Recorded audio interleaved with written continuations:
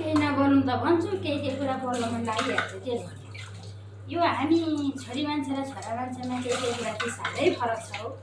अब हामी चाहिँ काम केही गर्नु पर्यो, केही योजना बनाउनु पर्यो भनेदेखि चाहिँ 1 महिना अगाडिदेखिको हल्ला र खल्ला गरेका छौँ। यहाँ जाने, उहाँ जाने, यस्तो गर्ने, उस्तो गर्ने, बढाइ छ जाने, कति उठाउने, के गर्ने भनेको छ, नाम टिपेको छ।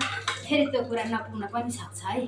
अनि त्यति गरेर गयो नि, अनि त्यहाँ गएर आएपछि त्यहाँ के भए, बाटामा कसो भयो, त्यहाँ के भयो, ती सबै टिका टिप्पणी 1 महिनापछिसम्म पनि चलिरहन्छ क्या, पुरै चलिरहेको हुन्छ।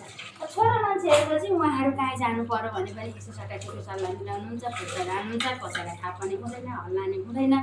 रमाइलो गर्न गए भने जानुहुन्छ, मस्त रमाइलो गर्नुहुन्छ, जे भयो उही गर्नुहुन्छ, छोडेर आउनुहुन्छ, घर आएपछि सबै कुरा बिर्सिनुहुन्छ, जस्ताको तस्तै हुनुहुन्छ।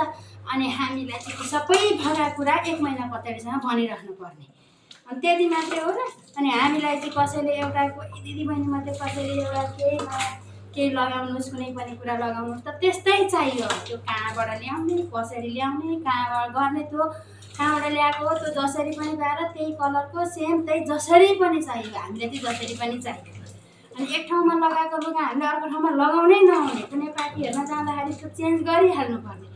खै उहाँहरू कति केही मतलबै हुँदैन। उहाँहरू एउटै लुगामा अन्तनी जानुभएको हुन्छ, जन्तनी जानुभएको हुन्छ, पिकनिक पनि जानुभएको हुन्छ, केही भइरहेको हुँदैन। अनि हामीलाई चाहिँ यो किन यस्तो जतिखेर चाहिँ यो पनि एउटा कुरा हामीले पनि बुझ्नुपर्ने भयो यो कुरामा चाहिँ।